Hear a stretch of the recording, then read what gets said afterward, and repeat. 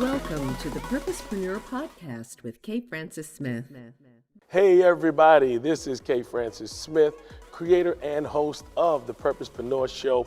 I help people find, fund, and fulfill their purpose in life so they can live their best life and so that the world can become a better place. You have tuned into the right broadcast today. You are going to get some information, some inspiration, and some edification. We've got a wonderful show for you today, and I'm always asked, well, how do I find what I'm put here for? What is it that gives you an indication of why you are here on earth? And I like to tell people there are two important days in your life. The first most important day of your life is the day you were born. The second most important day of your life is when you find out why. Why am I here? What am I supposed to be doing? And if I can be transparent, I struggled with that for a long time. For a long time, I tried so many things. I started off, my first job was at Friendly's. It was like an ice cream shop, burger place, and I was mopping floors. It seemed like I put so much soap on the floor and it was still greasy. I quit that after the first week. I couldn't take it. I knew that was not for me. I've done everything. I've been a carpenter. I was in Local 26 in Boston.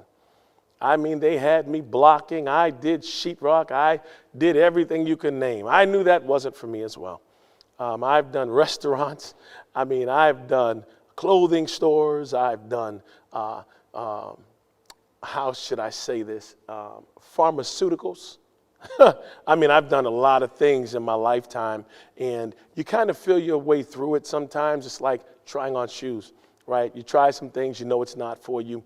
And today, I am going to try my best to add some clarity to it. I've got some great information that can help you to get to that sweet spot where you can kind of get some idea of where you should be and who you really are. The closer you get to purpose, the closer you get to who you really are.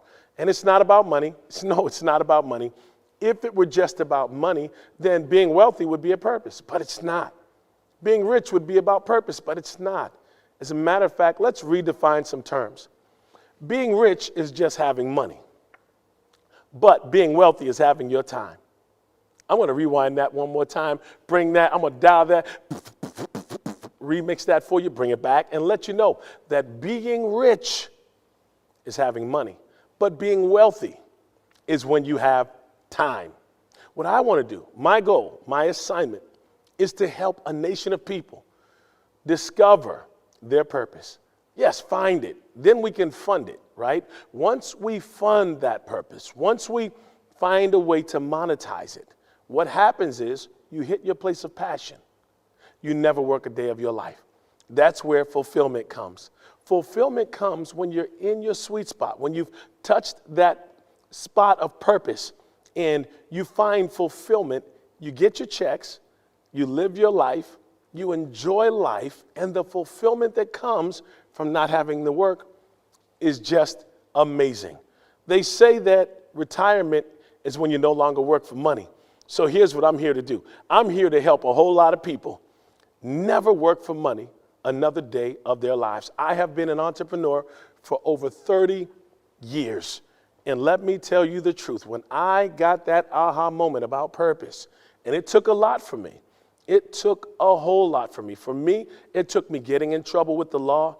For me, it took losing my grandmom while incarcerated. For me, it took my mom dying due to complications from the HIV virus. For me, it took abandonment and a lot of painful things for me to realize who I really was. Then I realized my calling in life was to help other people.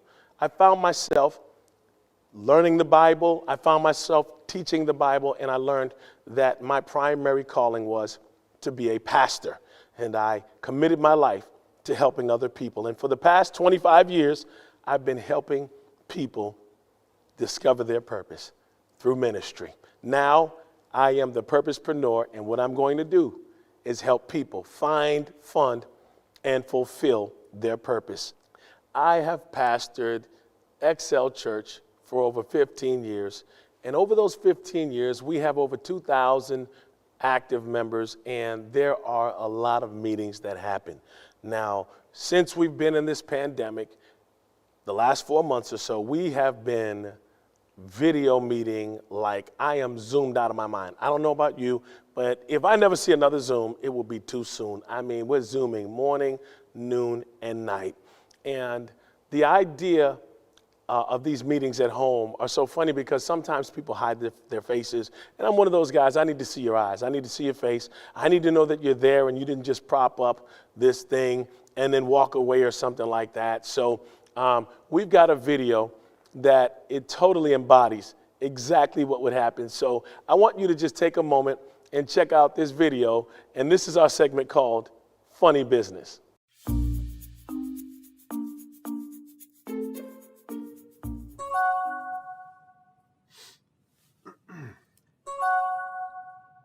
Hey, Paul. Thanks for being here on time. Paul? Hey, Paul, can you hear me?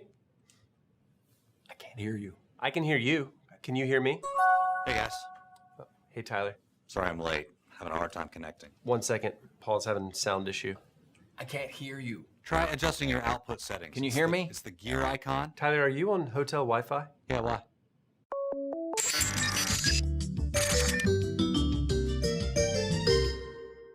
Never mind, I got it. I just had to change a few settings. Great. Maybe we can get started then. Oh, great. I think your mic is picking up your speakers. My mic? Do you have headphones? You want me to put them on? No, I want you to smell them. No, I want you to put them on. Hey, Beth. Hey everyone, sorry I'm late. I had to download a new version of the platform. You should plan extra time for the updates. There's pretty much one every time. Sounds like someone just joined. Hey guys, it's John. I had to call in. I'm stuck in traffic. Have I missed anything yet? No, it would have been nice for you to join the rest of us, but we'll see you when you get home. All right, while everyone is here, finally, Tyler, do you have that financial report? Well, it's been the last few weeks updating our books, and I got some great news for you. Schedule from this point last year. We had a great Q1. We lost Tyler, I think. Am I frozen? Hey, Trip, I think we lost Tyler. Yeah, I know, we lost Tyler. Hey guys, it sounded like Tyler was cutting out. We know, John. All right, while we wait on Tyler, why don't we go over all of the reports from... Beth, are you with us? Oh yeah. Okay, everyone, I know some of you have to leave soon, but I just wanted to go over a couple of the queries before. Okay, excuse me. My wife's out of town this week. Daddy's, I'm so sorry. Okay, you just spilt grape juice on the carpet. Daddy is in a meeting. Tyler, can you go over the numbers one more time, please? I thought Beth had an adjustment. Hey, Beth. Yeah. Sorry, guys, that's my iTunes. Hey guys, hang on. I'm gonna join in. Hey, what platform are you guys on? Skype? FaceTime? It's in the invite. Oh, never mind. I see it. It's right there in the invite. Okay, now I can see everybody. Let's reschedule and let's just do a regular old conference call, okay? Paul, can you have David send out the 9-digit passcode? I heard you. Yeah, he's been here the whole time. All right, everybody. I'll see you later.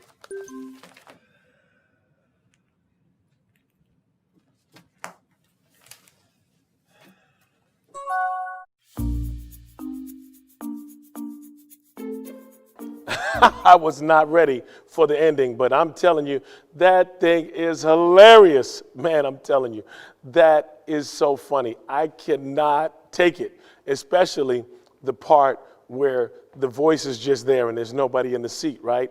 Or the part where the person who knows they just popped in the meeting. You've been there the whole time? People freezing and conversation getting really challenging and things happening at home. Life is really happening, but I'm going to tell you something.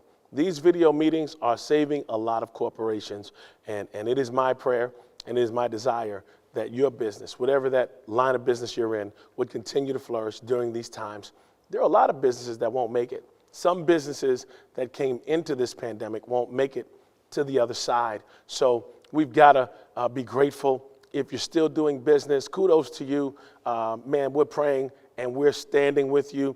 I know how difficult it can be during times like these, but you got to make the adjustments quickly. You've got to be willing and able to transition, and you need a team. Let me tell you the truth. It's not teamwork makes the dream work only. Yes, we know that teamwork makes the dream work, but if I could be totally honest, if I could just help the thought process there, the truth is the team is the dream. The team is the entire dream. We have to get the value of the team. Most people are thinking about a task, and what they do is they jettison the people for the sake of the task. So as they go up, whatever their trajectory is, it could be 90 degrees, it could be 45 degrees, whatever it is, they decide that these people are no more good, and they drop them to go for the task. But the reality is, if we can just dream about the right kind of team, what kind of accountant do I need? What kind of CPA? What kind of attorney do I need? What types of people should I be surrounding myself with? What type of marketing experts do I need? What type of videographers and editors? What type of administrative ingenuity do I need? What are the key players that I need at the table? Do I need a partner who's more savvy than I am, who's more experienced than I am, who gets greater results? Am I intimidated by that? Your dream team should include people who are smarter than you, who are more advanced than you are. If you are the smartest person in the room, it's time to upgrade your room.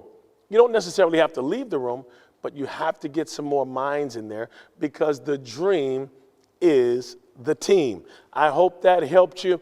And listen, it is an exciting time to be a purposepreneur. I simply help people build business around purpose. So whatever your purpose is in life, whether you know it or you don't, I'm here to help you identify that. I help people find, fund, and fulfill their purpose in life so that they can live their best life. Are you living your best life? Are you free to do what you're called to do and not just do what you have to do? Those days are over. We're not just doing what we have to do. We do what we're called to do. We get to live our best life. Purposepreneurs are those people who go out here and they don't look for opportunities. We create opportunities. We don't go knocking on doors. We knock doors down and we become the open door for others. We are a nation of purposepreneurs. What do?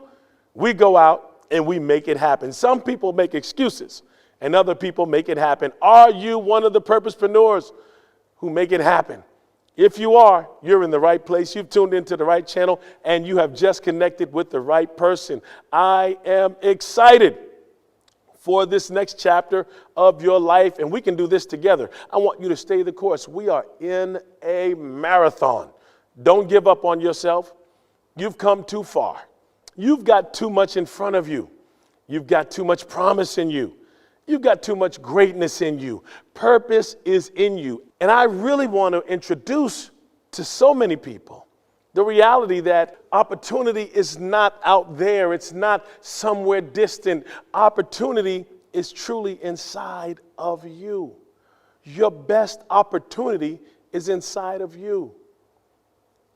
The best investment is not the stocks. It's not the ETFs. It's not the mutual funds. It's not the Roth IRA. It's not the real estate. The best investment you could ever make is inside of you.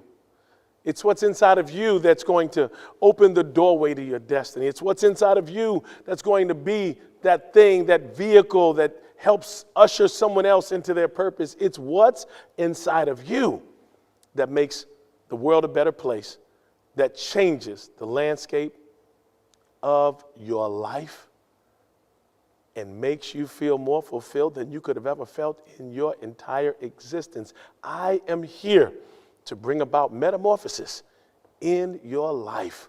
Wherever you found yourself is the perfect place for transformation. When I say metamorphosis, I want you to think of that caterpillar becoming a butterfly, where you begin to fly, and when you begin to fly, you never go back to crawling again. And it's not a matter of finances. This is not economics. This is not as surface as that. This is not as black and white as that. This is a little bit deeper than that. This is more about you. getting to know you and allowing yourself to come out. Now, I'm going to peel back one more layer here, because as a pastor, people expect me to be preaching the gospel. Everything I say has to be the Bible. I have to propagate this message. I have to quote scriptures everywhere I go, like they do that at work, right? Like when they're at work, they're just quoting Bible verses. When they're driving down the highway, they're quoting Bible verses. But they expect me to do that. But there's so much more inside of me that I have to get out. I must release my authentic self so that I can become all I've been created to be. And I am here to help you do the same thing. So if there are some things in you, maybe that were lying dormant, some things in you that you've been waiting, can I add one more little challenge to this? Let me tell you this one. You ready for it? Jot this down. Ready is a lie. Ready's a lie. You'll never feel ready. You'll never actually be ready, but sometimes you've got to jump and you've got to grow your wings on the way down. It was the late, great Dr. Martin Luther King that said, faith is taking the first step when you can't see the staircase. So I want to introduce you to another segment, and this gentleman here, man, he's a fine dresser. He's a great comic. I did concert promotions back in the 90s. Back when Def Comedy Jam was out, I was one of the guys who had a conversation and asked if Russell Simmons could let us use Def Comedy Jam, and he was convinced that it was just a TV show. He said, it's a TV show, it's a TV show. No, let us get it. We can sell it out, man, Russell, we can sell it out. But it's a TV show. You know, Russell is a business guy. He said it's a TV show. That's what it was designed for. It's designed for TV. And I said, let us get it. Now, we got the Def Comedy Jam. It didn't come with Martin Lawrence, but it did come with, I believe we got Reggie McFadden. It was Adele Givens, and it was Bill Bellamy. That's who it was. A funny story, true story. Here's a funny story. I was riding with Bill Bellamy back to the hotel. We had him at it was some good, it was a decent hotel, right? And this is in Boston. And we were riding to the hotel. We got to the hotel, and me and Bill Bellamy saw Raj from What's Happening. Can you imagine that? Ernest Thomas. So we saw Ernest Thomas, and me and Bill Bellamy and Ernest Thomas had about a 2.5-hour conversation, and Raj was cool to death. We had a great time. Now, the rest of the story, that's between me, Bill Bellamy, and whoever else was in the story, and that's my story, and I'm sticking to it. Now, Bill, if you ever see this, you know it's the truth. We were in Boston. It was a great time, man, and he was the most humble guy. Bill was a great guy. I ended up getting Martin Lawrence later, but that's a story for another time. But this gentleman here also was on the Apollo. He's just an amazing comic. In my opinion, he is one of the best freestyle comics, I'll call him. A freestyle comic. I mean, he can just go right off the top. They call it improv. And I recall this gentleman back in the 80s. He had this bit about Mitch Green and Mike Tyson punching Mitch Green in the eye, and then he had Mitch's eye talking, and I think he had on like an 8-ball jacket. It was so old school. It was a good joke. He had a good bit going, and he is now hosting like 50 million shows. He is so accomplished, and I'm super duper proud of him. He's somebody that I really admire. I really respect on a high level, because anytime you can make it being yourself, hear me well, being you, not changing your vernacular, not having to put on airs, not having to do any of that stuff. Now, you've made it, right? So this one right here, this man right here is a powerhouse. He does it big. And could you please talk to us for a minute, Mr. Steve Harvey? Take us on in on purpose. Your gift is very simple to know. You don't have to go anywhere to discover it. It's not in the water. It's not on a mountaintop. It ain't hid under a rock. Now, this is how you know you're not living in your gift. If when the alarm clock goes off in the morning and you ain't happy about it, you ain't doing what you want to do. If your job makes you sick to go to, if you're unhappy with waking up to go to where you got to go, it's because you ain't living in your gift.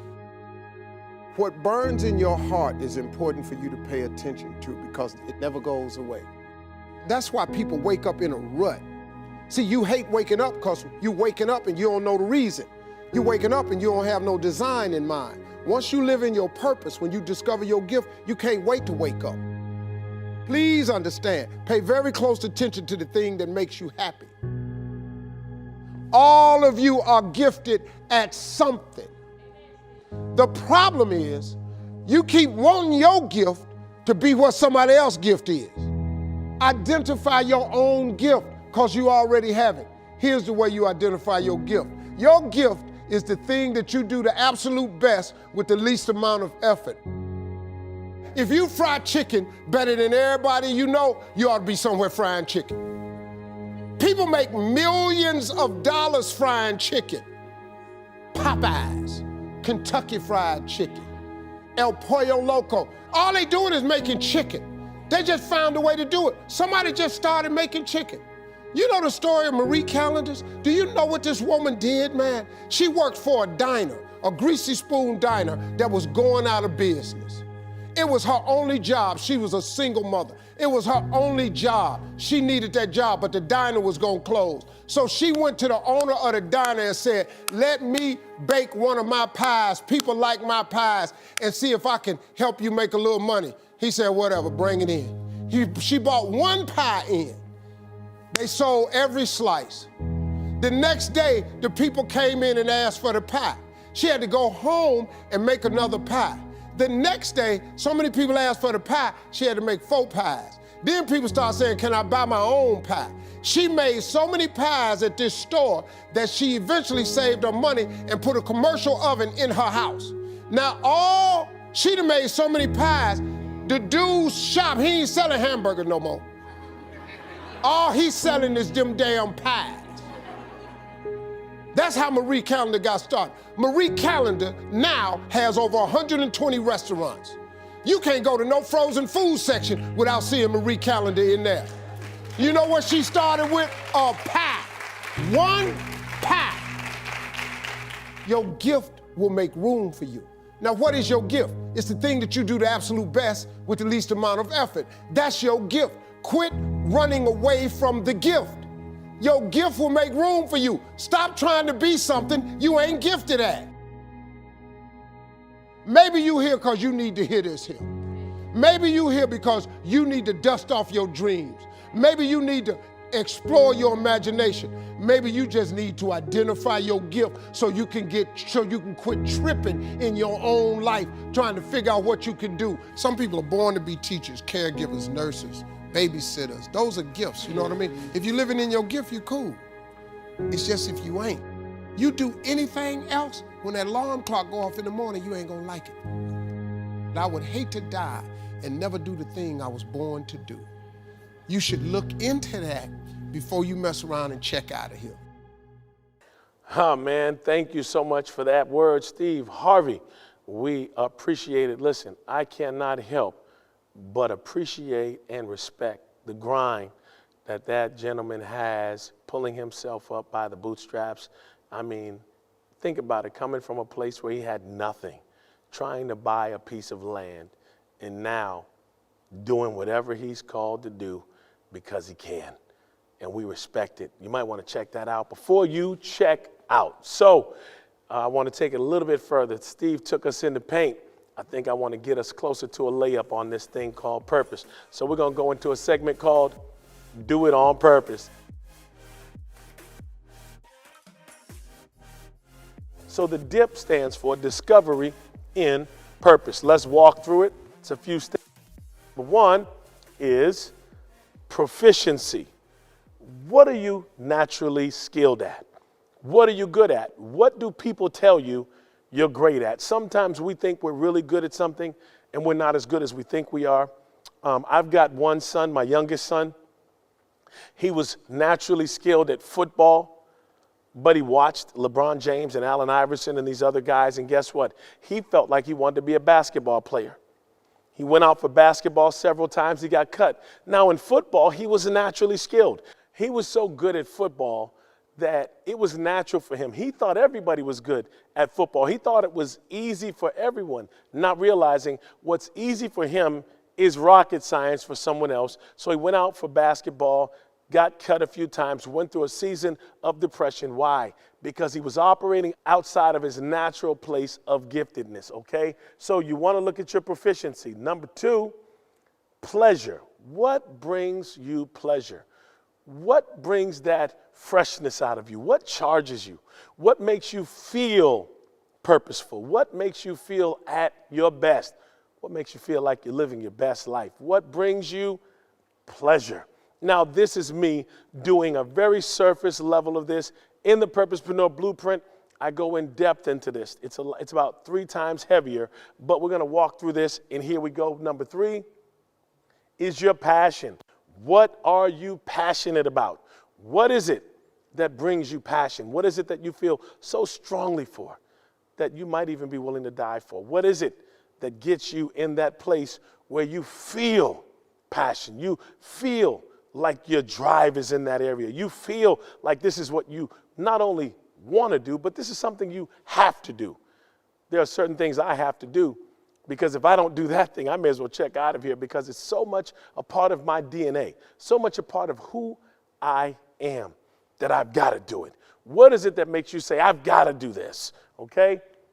Number 4, preference. How do you prefer to operate in the world? This is your preference. How do you prefer to operate in the world? What is your preference? There are different types of people with different tastes, different ways of operating. There are different cultures. What's your culture? How do you prefer to operate? Now, that'll tell you a lot about who you should be around. That'll tell you a lot about where you should be. And it also will lead you into some clues about what you should be doing. How do you like to operate? What are your values? The foundation on which your life is built. Values. What do you stand for? What do you stand on?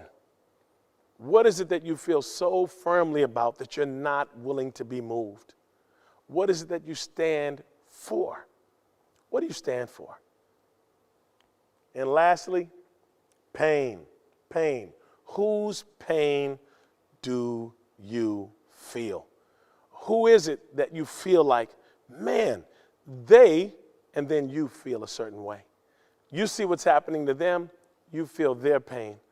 Whose pain do you feel? That's an indicator of your area of purpose. Now, we've just taken a dip, a discovery in purpose. I hope that it added some clarity for you, and I hope that you've gotten a little bit closer to your purpose today. Listen, we've got some free resources for you. If you'd like a free resource, you can go to kfrancissmith.tv to receive your free resource. All right, that's my time. I've had a pleasure sharing a couple of moments with you, and I pray that everything your hands touch will become a massive success, that all of your dreams will become a reality, and may you live your life on purpose.